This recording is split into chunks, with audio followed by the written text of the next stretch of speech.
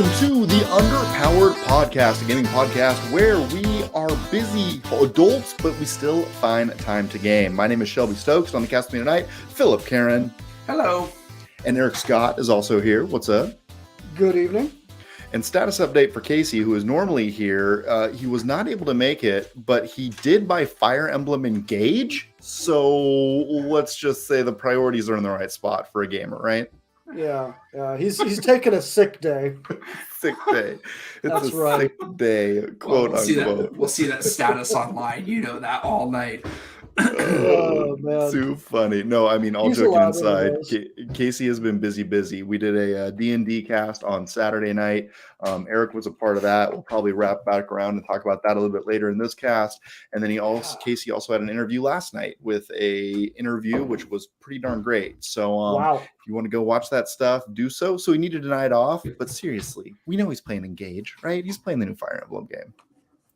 I guarantee you that's what he's doing. I don't think that anyone even questions that that's what he's doing at this point.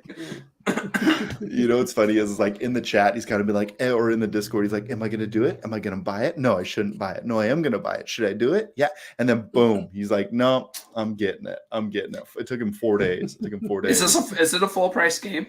I assume. Yeah. I mean, it's a Fire Emblem game. Yeah. I would imagine.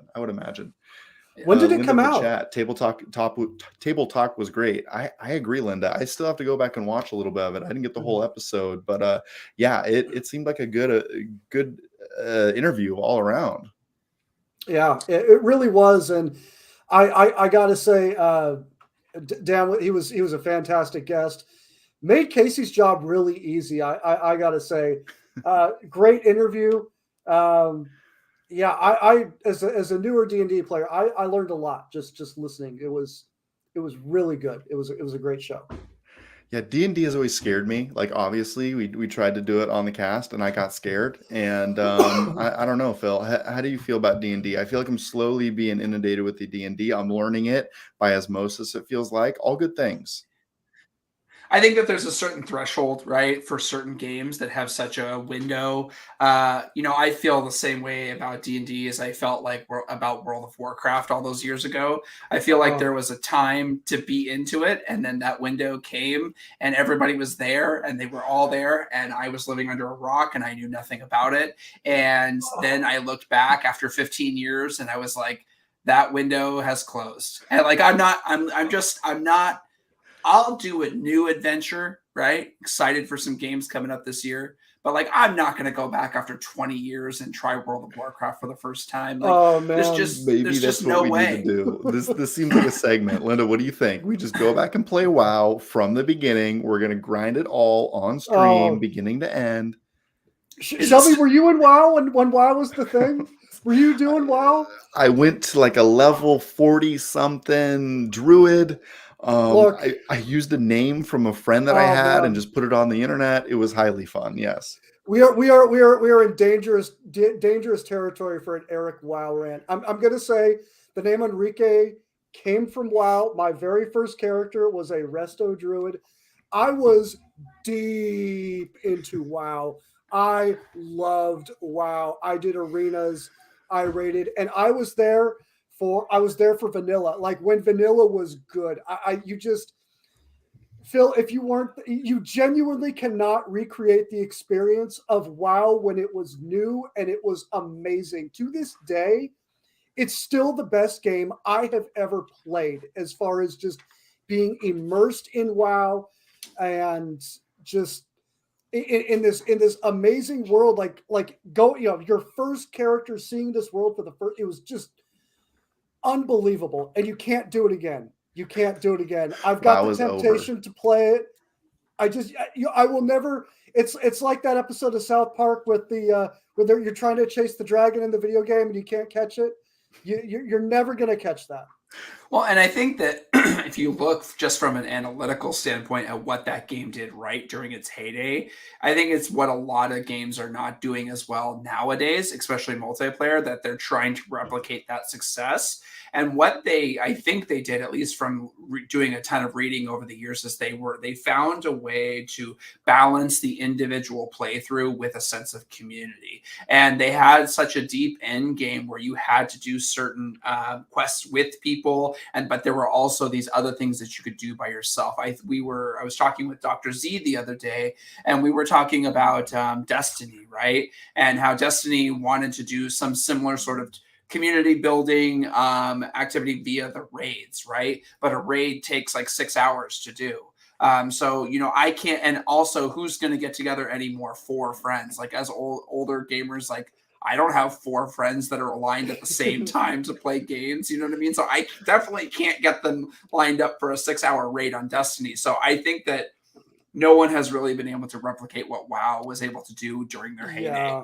Yeah, it was definitely a moment in time, and I think you're right. Like you can't go back and capture it, and it's really just kind of cool because it was like something that happened, and like you can't go back and do it. Which is why sometimes I'm like, I need to just buy a game to play it, because if I don't buy it and play it now, like I'm gonna miss the magic. Yeah. I mean, I think we're all waiting. Like we're all waiting, right, for the next.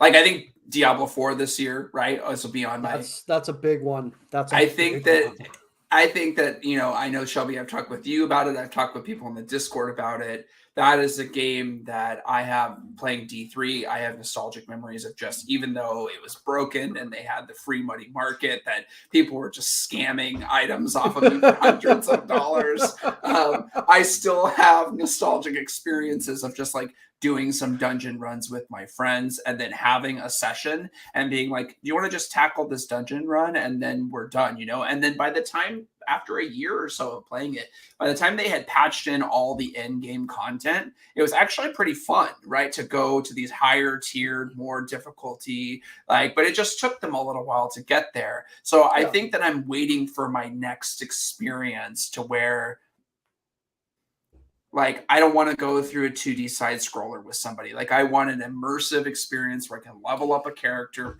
but I want to be there from the beginning. Yeah. I think you're right. I think it's Diablo 4. I'm starting to like map out my year, and one of my goals for this year is to play newer games. So I think I'm trying to like slot a new game into each month. So Diablo 4's got to be in that calendar somewhere. Like I think it's June, because I just looked it up. It's the only reason I know that. So that's going to be the June game that we're going to get in there. We're going to play. We're going to make things happen. Hopefully the servers are on fire in the beginning and we can endure it together. They won't be.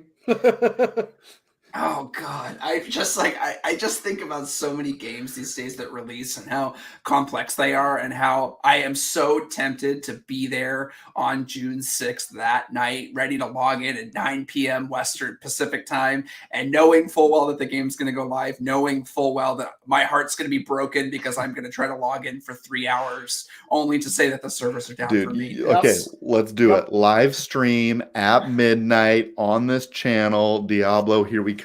We're doing it. We're going big. I'm going to tell you guys, because I set my Switch to East Coast time so that I could play Pokemon Scarlet as early as possible. And I've already had that rant. I get it. Been there. I've already been. My heart's been broken already. You weren't super excited, is what you're saying. It wasn't like the bell ringer that we hoped it would be. I've played so much Pokemon Scarlet. It's ridiculous. That's good. We don't need to talk about that, though. And eventually, regarding like games, you have to move on to the next game, right? And that is exactly what I have done in my world. I have moved on to my next game, which is a game called Norco, and it's a game that everyone was super hot on when it came to GOTY last year. Like, it was at the top of a lot of lists. This is a point-and-click adventure. I could almost guarantee you I wasn't going to like this game, and guess what? It's pretty good. It's pretty good. It's pretty good. Shelby, I mean, listen. I know. Here's the thing: you always have the initial. You have the initial, like, because it's probably just the old guys in us of just being like, I don't want to do this new thing, and then you get into it, and you're like, actually. It's really not that bad. This is actually, For I me, can it's deal with this. Okay. yeah, and for me, it's point and click adventures. It's like they don't intrigue me. I don't think they're that interesting. And then I start looking at this art style for Norco, and I'm like, okay, that's kind of interesting. Like it's a dilapidated city. You're going back. You're uncovering the mystery of who your character is and their family ties, and it's pretty intriguing. It's pretty intriguing. So I'm going to see how it continues to evolve. I think the thing that really hooked me is something I kind of alluded to earlier, but you kind of get dropped into this town and then there's a little character. If you're watching the video version, you can see it in the top left corner on the game screen. It's like it shows your picture of your face, and when you click in there, it webs out into all the people you know or related to in that town. So as you find items, you unveil like different characteristics or different relationships within like your social circle. And keep in mind, you're going back to your hometown, so you've been gone for a moment. So you're trying to like unearth this family history and this mystery of where your mother disappeared to. So it's really good. I've played it on my PC as well as my Xbox. If you're going to dive into this, I highly, highly, highly recommend playing on a PC over an Xbox because you're seriously just moving a cursor around with a joystick, and it doesn't feel all that natural. So I'm going to keep playing it. I went in thinking I was going to hate it, and it's not that bad. The jury's still out though. How many hours? How many hours you put into it? I'm probably about 90 minutes in, 90 minutes to 2 hours, I would say. I've been trying to break off and at least do like 30 minutes a night. And sometimes that happens, sometimes it doesn't. It's a 6 hour game on how long to beat. So it's like a perfect length for me, especially coming off Fire Emblem Three Houses. 55-hour game was a lot for me. So jumping into a 6 hour game, I'm like, thank you. So I'm enjoying it. Yeah. That's yeah, I mean, what have I been playing? I have been playing, well, you know what I've been playing. Ooh, I've tell been me. playing God of War. I have been begrudgingly playing Breath of the Wild. And I think that's it. I think those are the two games that I've been playing. Yes, God of War is great. It's fantastic. I'm going to be honest with you. I'm not that compelled to keep playing it. Really? Yeah, it's just, I don't know. Maybe I'm starting to feel like you, Shelby. I just, come on, man. I don't want What? to do 50 hours. I don't want to do like But it's the an game is action game, Phil. the game is insane. I haven't been like, oh yeah, I got to jump on this every single night. It's amazing. The developers did a great job, but I'm not sitting around excited. I just need some new.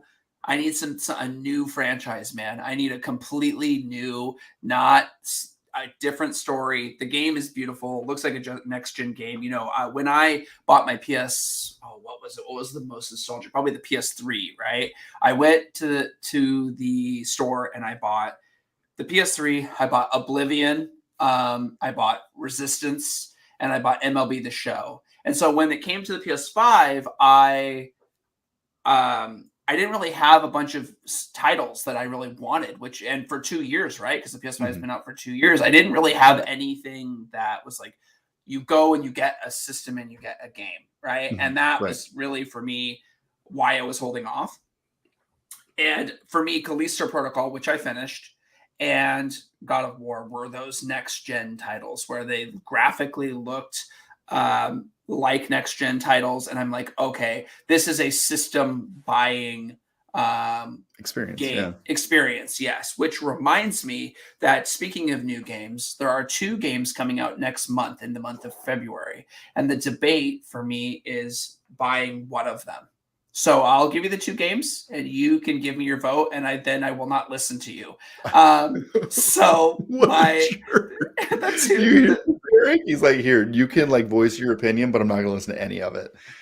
Have you well, ever I haven't. considered I a actually future will in listen to it. politics, Phil? Just wondering.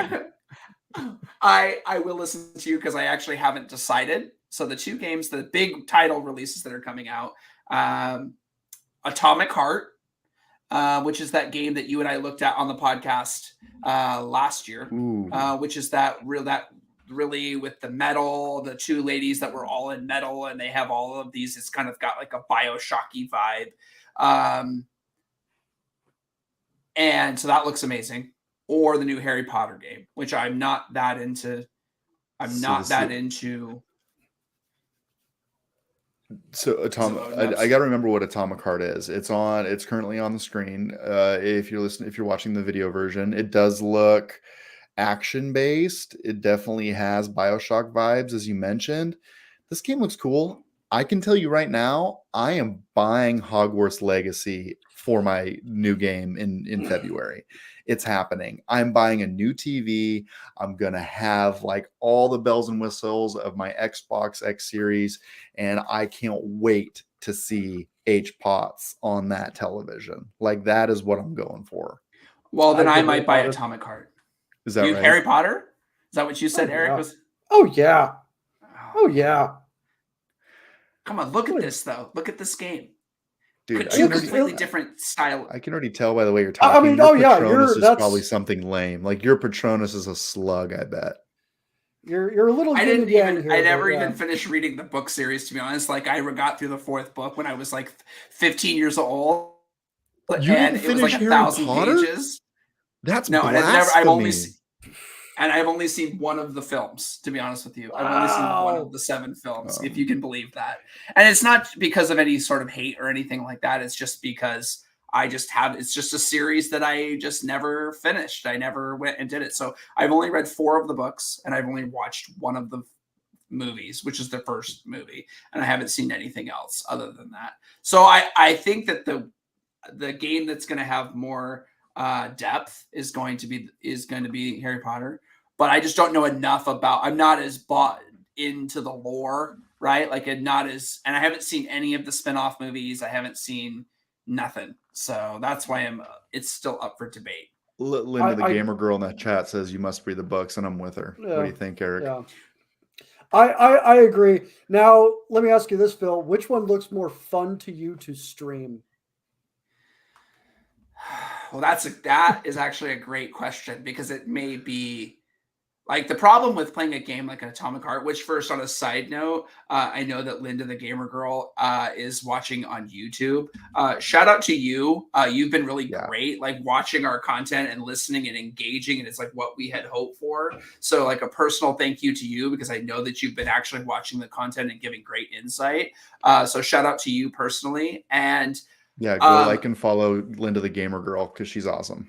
Yes. And We I have a will say, fan. yeah, I will say that when I play a game like Atomic Heart, you're so focused on the combat that having interactions with chat is really difficult, right? Because you're so into like, I gotta do this, and like, I kind of sometimes feel that way, like why I don't stream God of War that much, which I've undersold it. It's an amazing game, right? It really is an amazing game, and they have thought of everything. And there's just so many boss battles in that game. Everywhere you go is a boss battle. So I have undersold it.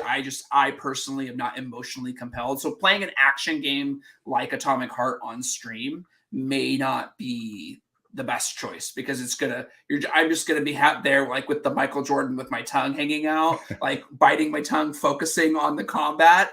And Harry Potter may be better as far as a slower paced, more like exploratory. I don't know, man. I'm really hoping Harry Potter's like action based. You know, like all the stuff that they're showing where you like run out of the castle and then call your mount and then hop on a flying hippogriff or whatever you call it and like sail off into the forest. Like it looks very, very interesting, and I'm very jacked to play it. So you should come down this road with me. You're probably going to be a Slytherin though, based on your whole opinion of Harry Potter. Oh, I'm a Slytherin for just like sure.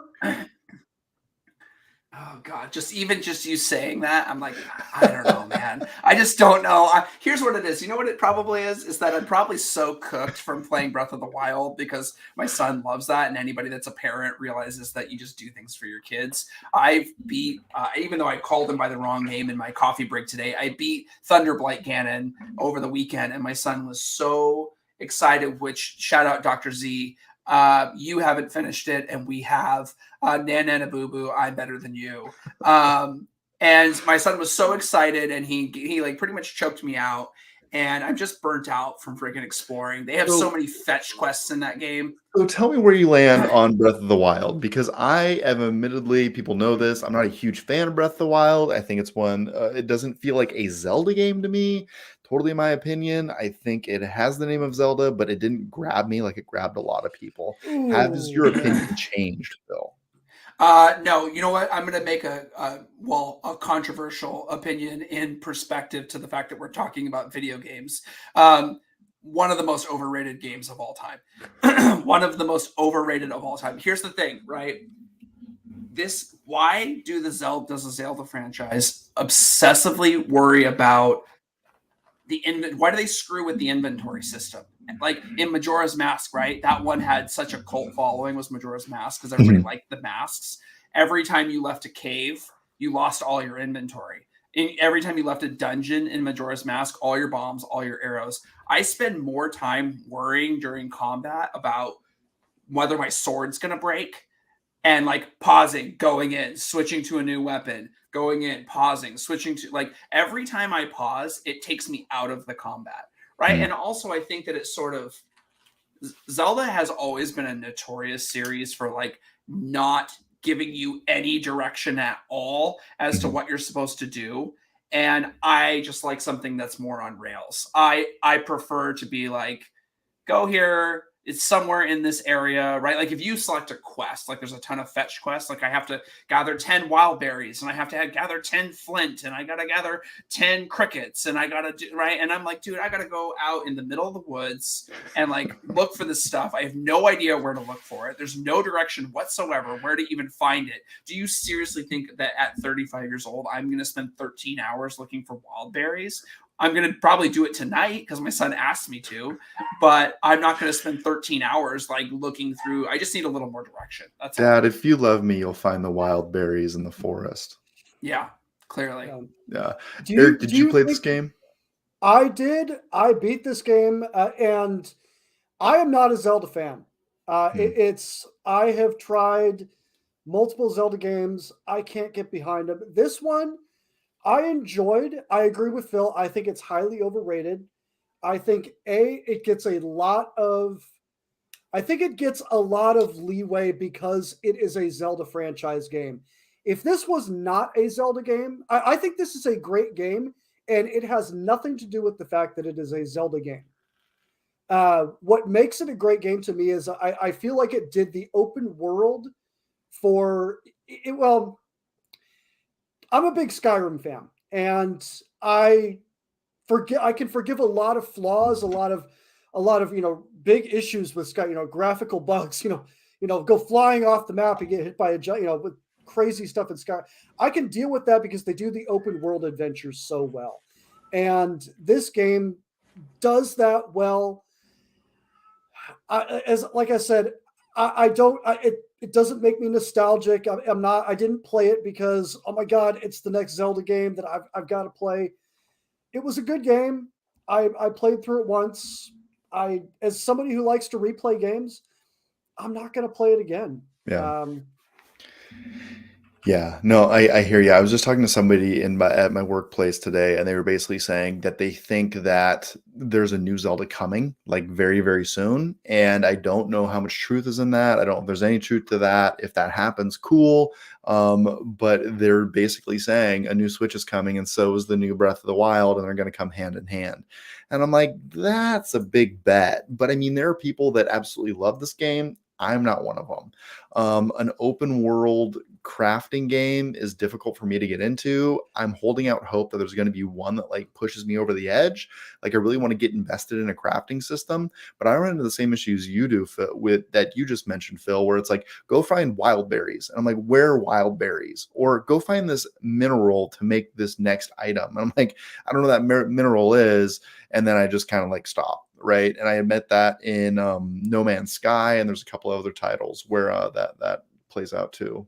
Yeah, I mean they did to what Linda's saying in the chat. They did drop the trailer already, the teaser trailer for the next Zelda game, which is Tears of the Kingdom. And the question that everyone's asking is this just going to kind of be like an expansion to Breath of the Wild, or is this actually going to be a full other game? And there's so many little things, like when we talk about what God of War did well that Zelda could have done to respect players' time.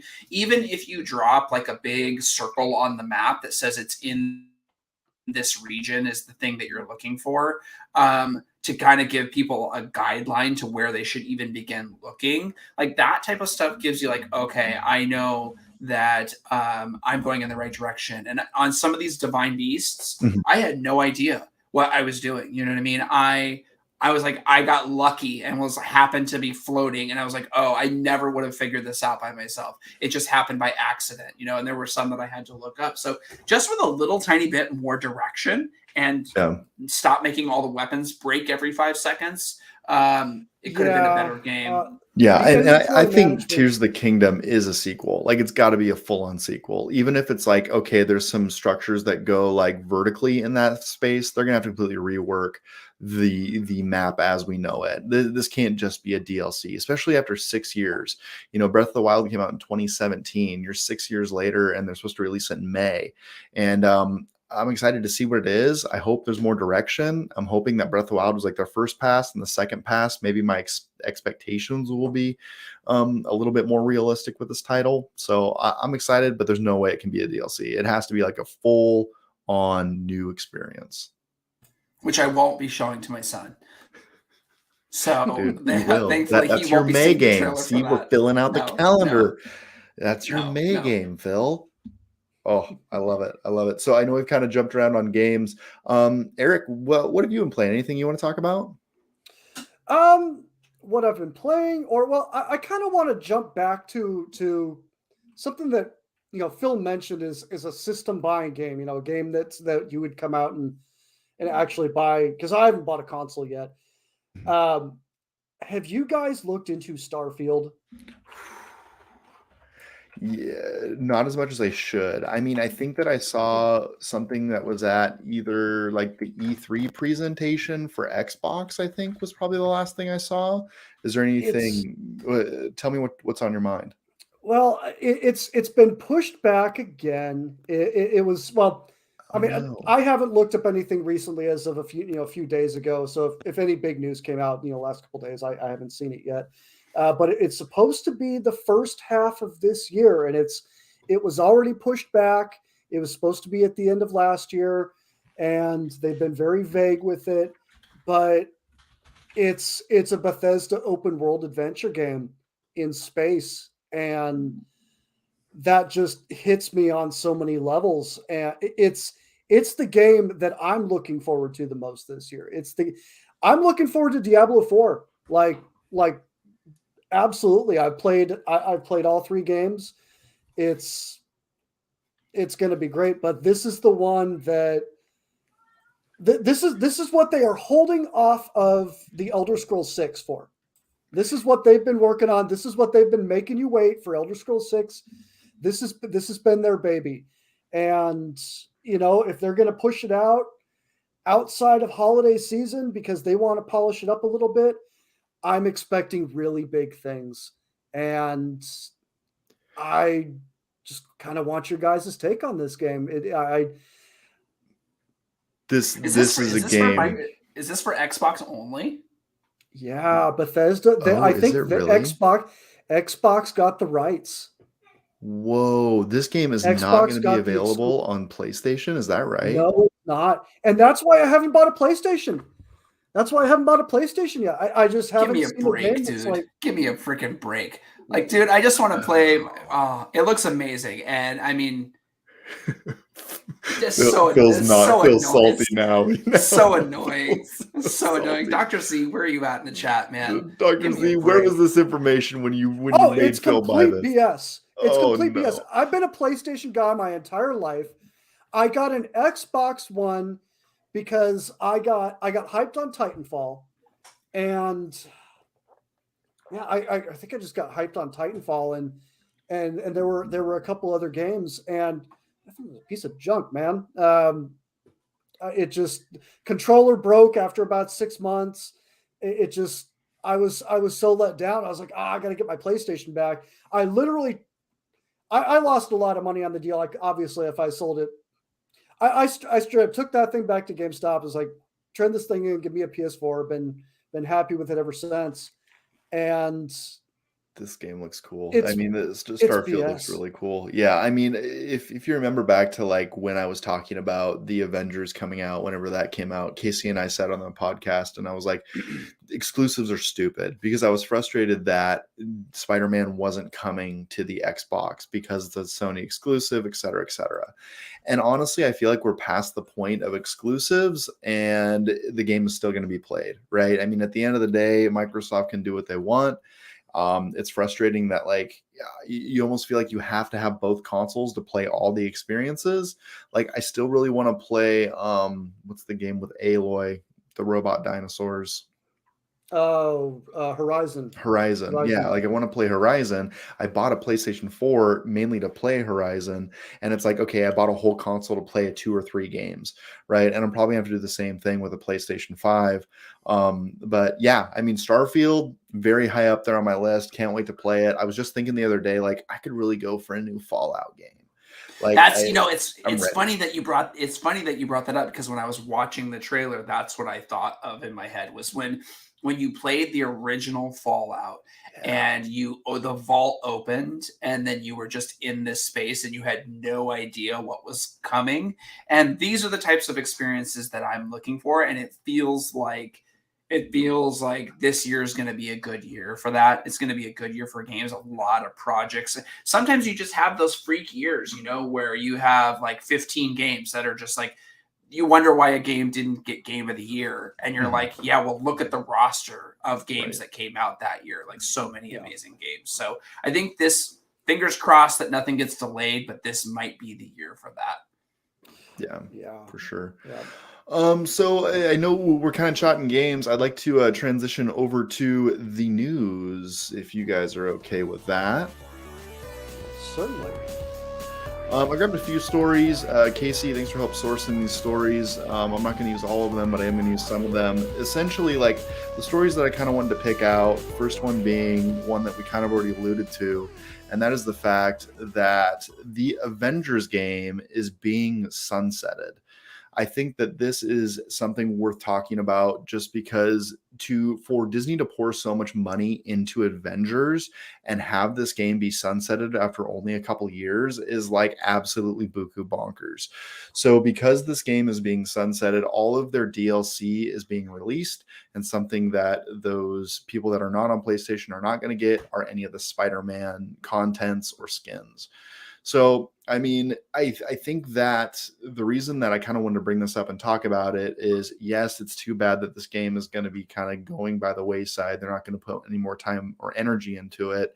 But I think that retrospectively looking at like what Disney has done and where they've come from, right? I think about Battlefront 2 and how they had that whole skin debacle. What was it, 5 years ago? Then Avengers comes out, kind of seems the same hard times. And now you're seeing like some of those Marvel franchises do well and Disney do Dreamlight Valley. And I know it's a huge corporation, so it's hard to make generalizations, but it feels to me like Disney's trying to correct themselves on their video game experiences. What do you guys think about that? Any insights in terms of like Star Wars content or Marvel content and how it's changing on these platforms? Well, look, so here's the thing. I'm going to be the resident hater of the group. I just will take that role today because I'm sort of Okay, feeling that way. And I will say, even though I don't know anything about this story, that's fine. freaking thank goodness. Uh, That this thank game's goodness. going away. Yes, Yeah. because I am so tired of Marvel content in general. Anyone knows that I am a Marvel hater. We have had like 30 Avengers, like 30 Marvel movies in like 20 years. What it is people are cooked. They farmed these franchises for everything that the people know that are in their 30s. We've expanded beyond to characters and superheroes that people don't know who they are anymore, and people are not as into them, and you've used it up. You've released all the games and all the DLCs and all of the different they're done. They're cooked. It's time to put it in the oven, put it in the garbage. We are finished with Marvel for a while. No, we're Wait not. until Marvel's wait here to stay.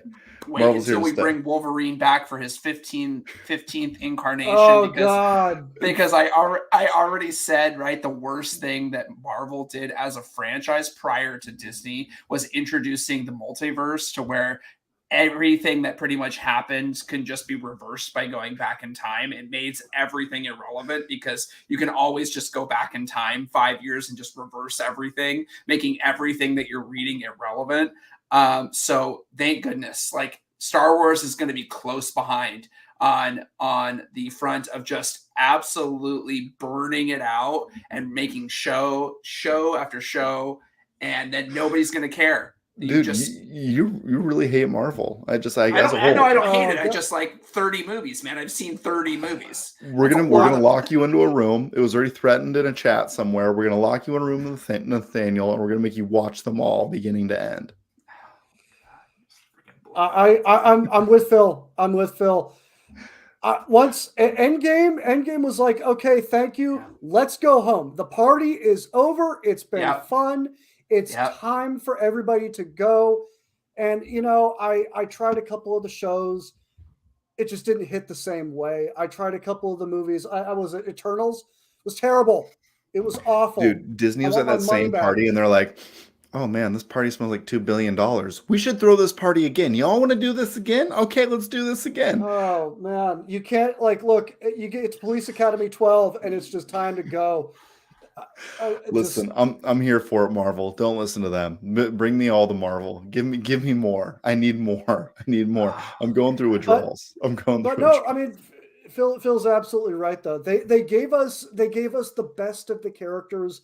They front loaded us with the best of the characters, and who's left? I Well, don't know anybody that's left. and here's the thing: Um, it's not even like they front loaded it, right? They put out 30 movies or something like that until we got to the end. You know what I mean? Like, you want to Yeah. know what the best part is that somebody just got nominated for an Oscar for being in a Marvel movie, and now you're excited, and now we're coming full circle. good thing that young people watch the Oscars. Wakanda forever. Let's get it. No, just bury it, dude. Star Wars is going to be close behind. You just have sapped every single story out of that you can, and now it's time to put it to bed. So Angela Bassett receives first Oscar nomination for as an actor in the Marvel Cinematic Universe for her portrayal in the Black Panther series. It's coming to Disney Plus on February 1st, and I will be sending Phil the acceptance speech via Discord. So if you want to see that go down, you just let me know. Okay. I mean, I'm sure that it's a great movie. I'm sure it's great. I haven't seen it. I'm not hating on the movie. I haven't watched it. Marvel as a franchise is going to have it's going to be like this. It's like when you have that last bite of ice cream, or when you have that last slice of pizza that you know you shouldn't have, and then you're like, it's a hard stop. It's going to be like, I'm done. I'm finished. Because look, they're catering everything. Like, they're catering everything to people in their mid 30s, right? Because those are the people that grew up on the cartoons. Those are the people that grew up on the nostalgia of the action figures. Those are the people, and that's who's going to be spending all the money, is people in their 30s. Like, so, That's like, who's right. disposable income now. We're full, man. We're full. All done. We're all done. Okay, we Dude, are finished. I feel like you just hate fun. That's really what I'm hearing you say. Is like I just dislike fun. I dislike action movies. Yeah, that's a great interpretation. Enjoy your 30 more movies so that you can have 60 until your hand's shaking with the spoon and you're like, dude, I am done. I can't handle another Marvel movie. And then right when you're about to be done, and right when you're about to see to the coaster's about to go down, then they're going to bring Robert Downey back, and they're going to be like, there's some nostalgia. You remember when this was really good and everybody would go to the theater? Look here's Robert Downey again. It's been 10 years. And you know that's what's going to happen. Dude, we're going to come up and we're going to kidnap you and force you to watch the new Ant-Man film in IMAX. We're going to duct tape you to the chair and you are going to enjoy it whether you like it or not. Shelby, why can't they kill any of them and actually leave them dead? That's what Shelby, like in my mind, I'm just cutting to that Ant-Man film where like one of them dies and you're just cheering in the stands, just like, yay! Shelby, you've taken your kids to an amusement park, right? A place where there are rides, right? And they go on a ride and they want to do it again because it's really fun. Right. How many times do they ride that ride when you're like, okay, seriously, there's more rides here. We got to go find something else to ride. I'm with that with Marvel. There's I more yeah. rides out there. There are more And rides it's to not- ride, though. There are more It's not rides just, to ride. yeah, I'm sure there is, and it's not just Marvel; it's Star Wars too, right? I feel the same way about Star Wars, so I'm not just hating on superheroes. So I'm where do you guys? I know we're totally off topic, but where do we fall on the new Willow franchise that just launched on Disney Plus? That seems new. And I haven't interesting. seen it yet. I haven't seen it. Is it good? I have no idea, but for them to reboot Willow, I'm just like, what are you doing? Like, who snuck this one past the executives? Like, seriously? The end of the film from the 80s, someone got turned into a pig and it scarred me for life. There's a reason I haven't watched it. I'm confused. I have no idea what we're talking about right now. Willow, what is this? Willow was a really popular movie from the 80s. It was actually one of my wife's favorite movies. That it's kind of been elevated to a cult classic. Like everyone talks about that as like a symbolically good movie from the 80s, and Disney owns it, and as they own everything, and they produced a TV show, but I've heard it wasn't very good. Oh, okay. I was too young for Willow because I'm technically a 90s kid, so I was Power Rangers and Pokemon. I mean, 87, but by the time I have memories, it was 90s, right? So Power Rangers and Pokemon and VR Troopers. Oh my God. You dropped a VR Troopers reference? You just they were right there. Superhuman Samurai Cyber Squad. I don't know that one. No, I don't know. Is that too one. obscure? Is that too obscure? I know. I do remember VR Troopers because they were right there with Power Rangers, there were three shows. There were three shows. There was VR Troopers. There was Superhuman Samurai Cyber Squad, and it led up to Power Rangers. And then Eric had Taekwondo class, and you can imagine you can imagine how jacked Eric was for Taekwondo. I rolled that energy all the way to my black belt. You guys should have played more Willow. Willow had an NES game, says Linda the Gamer Girl. I mean, you guys should have played that and calmed down a little bit because this is getting a little crazy. Was there ever Were you guys just like Rangers punching holes in your drywall as young children? Is that what I'm I mean, I used to go to Taekwondo. I did Taekwondo as well. I had a recommended black belt, so I never finished, but I used to go 5 days a week. Yeah, I would go 5 days a week. I was super into it. And it was the same. I was riding that wave of all of these martial arts shows. I mean, the minute that Power Rangers introduced the Green Ranger, it was over. They killed all the other shows. It was kind of like the transition between all the boy bands and when Eminem came out, right? Like when Eminem became popular from the music world, it kind of all the boy bands were suddenly gone. And it was the same with Power Rangers. The minute the Green Ranger came out, all the other like sort of fighting shows that were with human characters, they were just shredded. There was no chance. But yeah, I used to go 5 days a week. I would go 5 days a week. Oh yeah. Oh, it was 5 days a week. And I didn't punch holes in drywall. I had two brothers. Oh, so you punch holes at some brothers. Yeah. That's even more gruesome. Literal fist-size holes in my brothers. Like sparring partners. Sparring partners is what Sparring partners. Yeah. No transition for this. Hey, Last of Us 2 has a show, or Last of Us has a show, and it's doing really, really well. We talked about this, I think it was last week, maybe the week before, but essentially the second episode has come out, and there was a tick up of 22% from the first episode to the second episode. We're talking millions of viewers, 5.7 viewers across HBO and HBO Max, making a 22% increase over the week's premiere of 4.7 mil. So, I mean, this thing's got some buzz about it, and I think it's going to force me to buy an HBO subscription. I was going to say, who's giving me their login? Otherwise, I'm going to have to do the same thing.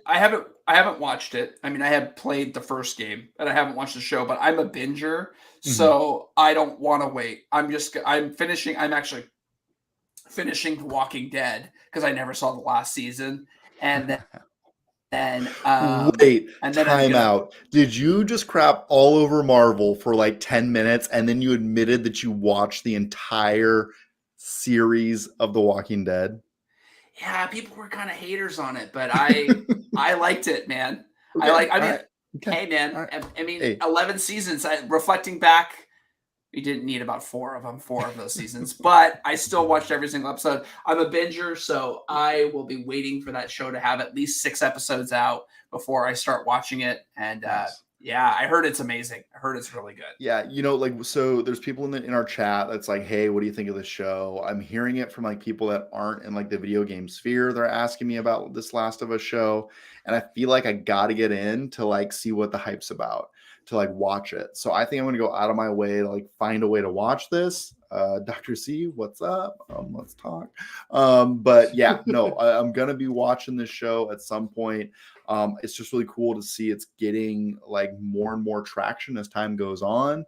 I think initially the fear was that they're going to retread the same storyline they have in the past, but apparently that doesn't matter because people love this. So I'm going to watch it and actually see how close it is to the real thing.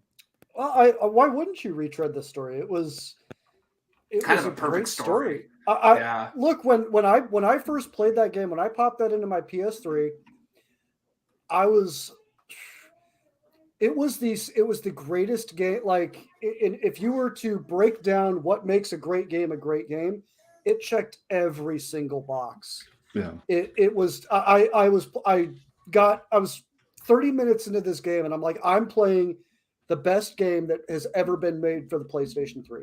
This is fantastic. This is incredible.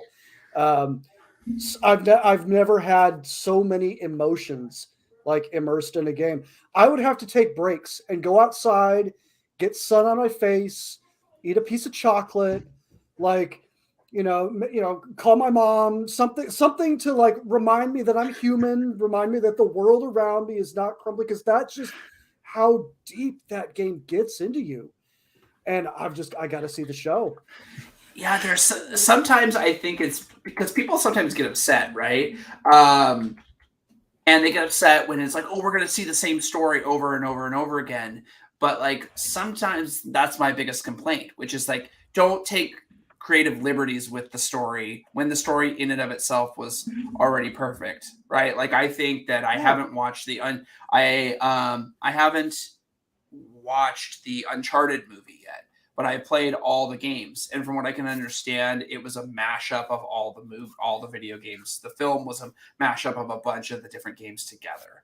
And I get that there are certain creative limitations that you have when you're creating a 2-hour film, but like the narrative in and of itself is amazing. So I don't like why mess with it. That was my biggest complaint about The Walking Dead, right? When I watched that show, it's like I knew what the narrative was from the graphic novels and how they had to bring certain character arcs and they had to tie this back together, but it completely changes the entire story and it changes the characters from what they were in the source material. So I'm a fan of sticking with the source material as closely as possible.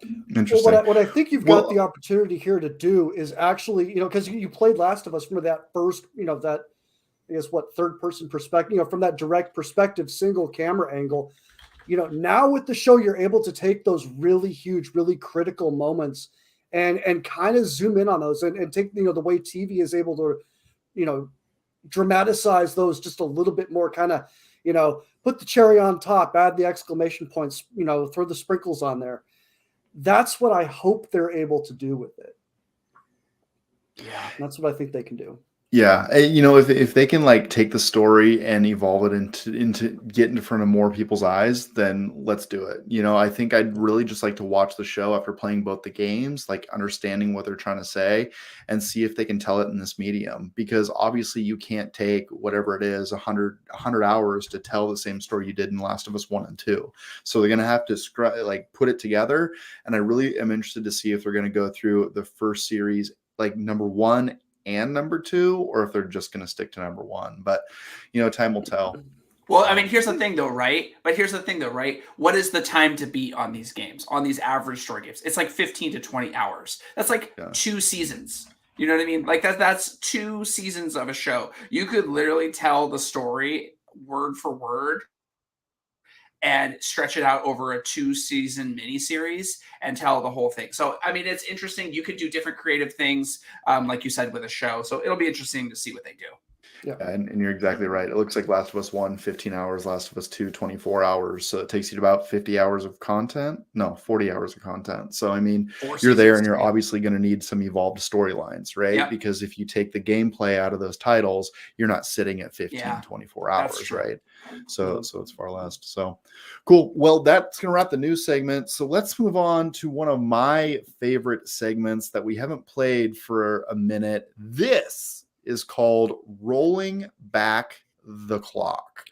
What So are because we we've been up doing to? some D&D type content on the show, there was an interview yesterday. Eric and the gang started a D&D campaign on Saturday. We're going to go back to an old segment we used to do that's called Rolling It Back. And essentially what's going to happen is I have a 4-sided dice and a 10-sided dice, and we're going to roll them, and we're going to decide what year we're going to talk about and go back and look at the best games in the chosen year and figure out which one is our favorite and which one is the most influential between these. All right? Ooh. Sound like a plan? Sounds Yep. wonderful. Let's do it. Dice 1 is insane and on the floor right now. No. It doesn't count if you roll it doesn't- on the floor. Dude, I need a tower. I need a dice tower, okay? I'm not a professional yet. Okay, got it. The first one is a 4. So basically what I've done with this is I've made 90s, aughts, 10s, and 20s. So 4 would put us in 2020. And if Okay. we roll too high on this one, this might not work. Great. We might need to re-roll. Okay. Yeah, we're definitely gonna have to re-roll. Okay. We're gonna re-roll. The first one's a practice. Okay, there we go. The first dice is a 1, which is gonna put us in the 90s, and then we're gonna roll a 2. So now we are going to 1992.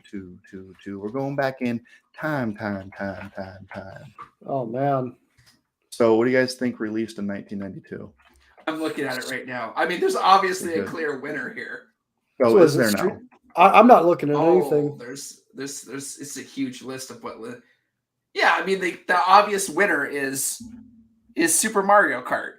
Oh, whoa. No. I mean, look, you got Super Mario Kart, you got Sonic the Hedgehog 2 coming out. Like, isn't that a game changer to some extent? No, I got to go with Phil. It's Mario Kart. Mario Kart keeps coming out. Mario Kart's still fun. Sonic got weird. Sonic got weird, but not at 2. Sonic wasn't weird at 2. Like, Sonic was still doing his thing. He was still tapping his foot, wagging his finger. People were excited about it. There is Kirby's Dream Land here, which was in black and white on the old 4 battery Game Boy. So I did play that a lot, and that was one of the first games that I finished. This is a good year. Yeah, we also have Street Fighter 2. Oh, yeah. Street Fighter 2 was this year. We also have Legend of the Zelda Link to the Past, which is arguably one of the best top-down Zeldas ever made, right? What is that? Cybernator? There's the mutant virus. I thought that was Teenage Mutant Ninja Turtles. Streets of Rage 2 was in this list. I didn't see all of these. Yeah, I mean Wolfenstein. Wolfenstein was that year? Wolfenstein 3D was 92. That might be influential. I think it might be influential. Mega Man 5. Dragon Quest 5. In terms of influential, I haven't heard anything that Darkwing Duck. There's a good reference for you. But Super Mario Kart, I don't know. The first iteration of Super Mario Kart, that's also pretty influential. I think you got Street Fighter 2, Super Mario Kart, and what was the last one? Wolfenstein, right? Now, where did Wolfenstein land with Doom? Like, was Doom before Wolfenstein? It was, right? There was also Dune 2. Dune? Dune. Did you ever play Dune for PC? Was that like an RTS? Yeah, it was like a real-time strategy. Like, you would conquer territories, and then after you conquered enough territories, you essentially won the game. Huh. No, I didn't. I'm sure you did. That's one of your favorite RTSs. Like RTSs are kind of your thing, right? I know, which gets me excited for Stormgate this year if it comes out this year. Ooh, Soul Blazer. Contra 3. Streets of Rage 2. Sonic Hedgehog 2. King's Quest what was that, 6? Alone in the Dark, Indiana Jones, Zelda Link to the Past, Super Mario Kart. I think the winner's got to be, now that I see the full list, I think that the winner has to be A Link to the Past. But I think it's closely followed by Mario Kart. I stand by Mario Kart. People are still playing Mario Kart 30 years later. So you're going favorite is, where did that sheet go? I need to find my doc. I got too many things going on. Yeah, my number 1 would probably be A Link to the Past, and the number 2 would probably be Mario Kart, with number 3 being Street Fighter. Ooh, so in Street Fighter, I mean, that's kind of like the one in terms You of. you could make an argument with Street Fighter 2 for both influential and best game. You could legitimately say that it's both.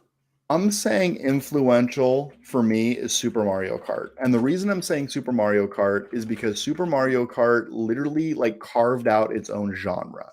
And you think about what was happening the next couple of years, they put it out on N64, and all of a sudden you have all of people like trying to jam into this kart racer, like revolutionized the racing genre for multiplayer. And that was the first iteration. So I'm going Super Mario Kart as influential, and I'm going favorite is probably Link to the Past. Where you land? So you have the same. So you have the same 2 as me, just in a different order. Correct. Yeah. Well, I'm not a Zelda guy, so I couldn't tell you anything about Link to the Past. So yours is Sonic the Hedgehog by default. Perfect. Good decision. It's exactly what it is. I personally, I had Mario Kart and I had Street Fighter 2 in my library. It's hard to call Mario Kart an influential game if nobody's been able to really replicate it. You know, I would say Gran Turismo is a more influential. I would even go as far as say Gran Turismo 2 is a more influential game for the racing genre itself. Yeah, but I think that's like a simulator, right? Like Gran Turismo is going for like full on sim. Yeah, and at what point do you classify Mario Kart as being different though? It's great. It's they call it the ultimate driving simulator, but you're racing cars. You're racing cars around a track.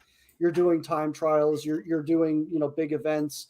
It's racing, and Mario Kart is kind of a subgenre. It's kind of its own unique little thing. It's the Dr. Pepper of racing games. But to answer your question, I'm going to have to go with Street Fighter 2 as my answer to both categories. Now that I think about it, it was the most influential. It was the most influential fighting game.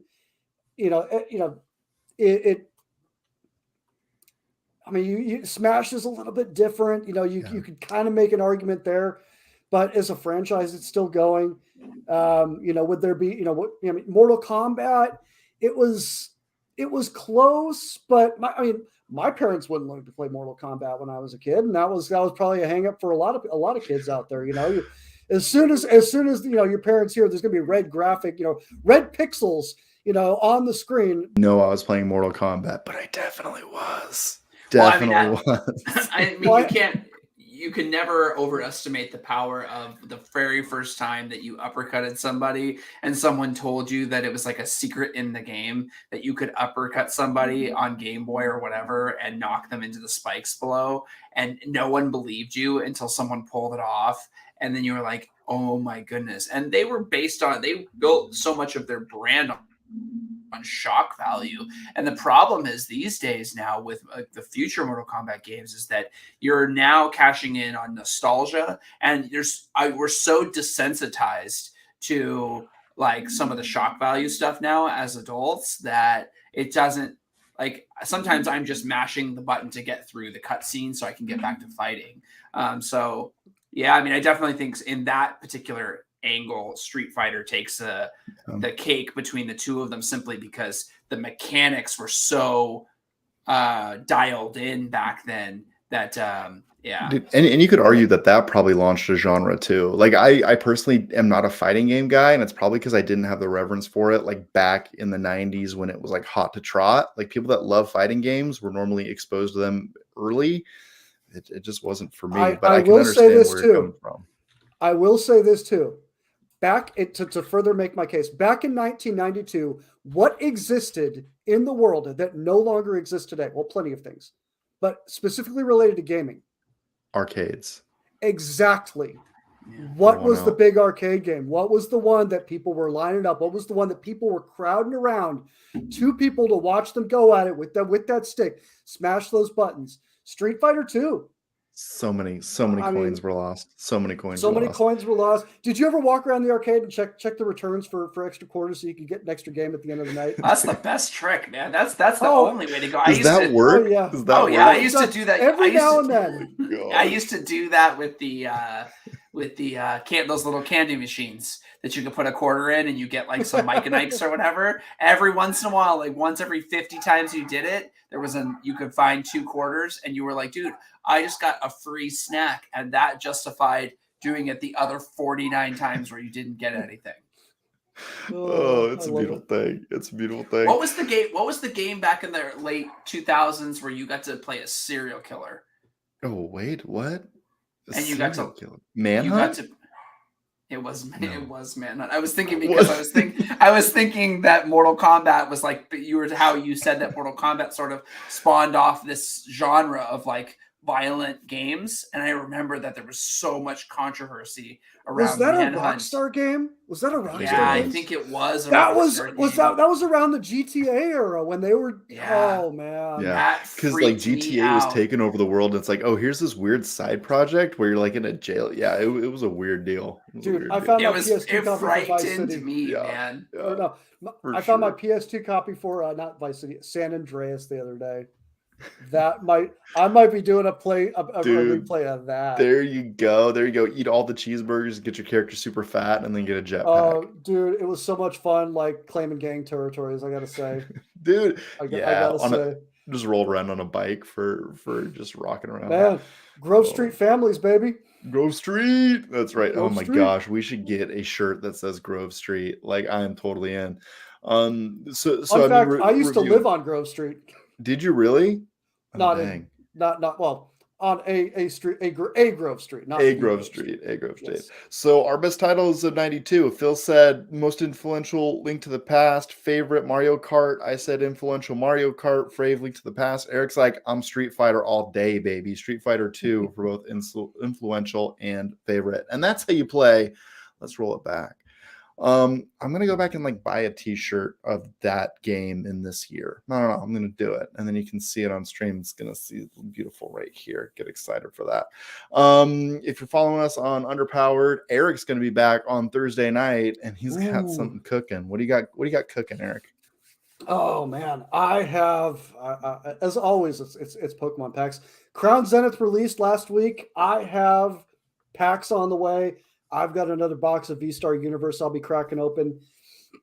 Might be a couple surprises. We'll see what's in the works.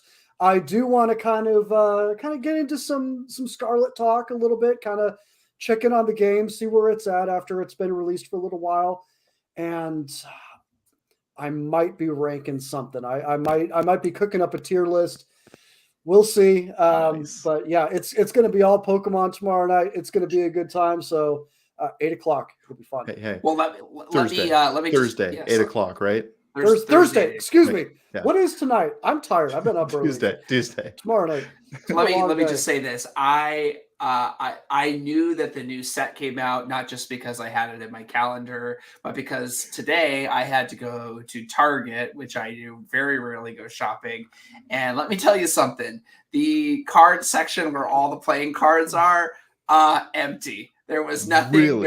It was completely out of all types of playing cards, and there was a big sign that says, "If you want any Pokemon cards at all, you have to come talk to the people at the front desk." So they had that lockdown, and it looked like a tornado had gone off. There were empty boxes. They are cleaned out. These kids are into Pokemon something fierce, and they don't play. I actually was approached a few days ago by somebody who just walked up to me in a Target. For whatever reason, I was at Target twice, which I never go. But then at this other time, this lady walked up to me and said, "Excuse me, do you know where the Pokemon cards are?" She had an empty cart. She was clearly just there for Pokemon cards. So people are buying the cards. The cards are flying off the shelf. Yes, they are. And the set that was just released is absolute fire. I've opened a few boxes of V-Star Universe. Such an amazing set, and oh god, Crown Zenith is the English version of V-Star Universe, and it's a special set. Every expansion, they have a few special sets that are non-booster box, only collection box. I'll get into it on my show, but this set is fire. It's going to be great packs tomorrow night, so check it out. Yeah, very cool. Very cool. So yeah, no, excellent. Come and check us out on Thursday night. We normally do a podcast on Tuesdays. We're trying to line something up for next Tuesday at 8:00, and I think we'll all be good to go. Anything else you guys want to add before we take it out of here? I will say, to get my hater hat on one last time before we go, Oh boy, here we go. The next most overrated franchise of all time is Sonic the Hedgehog. This guy. Oh, Sonic that might be the most. That's What? number one. Come on, he is speed. Here's what you should do is forget Atomic, forget Hogwarts. You should play Sonic Frontiers on stream next month. That's what you should do. Dude, they take this guy, they take this super fast hedgehog, right? Okay. The whole premise, and they put him out in the middle of an empty forest with nothing going on, with a bunch of loop-de-loops that he can run on. Why would you not take Sonic, who's built for speed, put him in a city where you can go, which is already fast, right? So you already have feelings of it being fast with cars going, having layered tiered buildings that you can go up and down, as opposed to pretty much taking Breath of the Wild and putting a racetrack on top of it and then being like, here's our Sonic game. You What are realize we what you're doing setting here, yourself kids? up for, right? Your son's going to come home and be like, "Dad, listen to this cool new game that my friend lent me." And you're going to be playing Sonic Frontiers. Before you know it, you're going to have to collect all the rings to take on Ganon all over again. That's why none of you have met my son yet, because I know I'd be playing a bunch of useless games that I don't want to play, and I'm only Hey, Phil, kidding. can you just drop your address in the chat and then send you a few things? Will Like do. Divinity Original Sin. I mean, I know how much you love Definitive Union. Hey, we're out for the night. Thanks for joining us all. Thanks for being on the cast. If you want more of us, you can follow us on our social channels. We're Discording all the time. We have YouTube Shorts, TikToks, Twitches. Follow us, like, subscribe. Thank you for being with us. We appreciate you. If you're just on an audio version, if you'd kindly give us a review, it'd be great. 5 stars. Be so kind. We are out. Check out Dice Night. Check out Dice Night on YouTube. Check out Dyson on YouTube. It's there. See you later, gang. Have a good night. Bye. Kisses, hugs, belly rubs.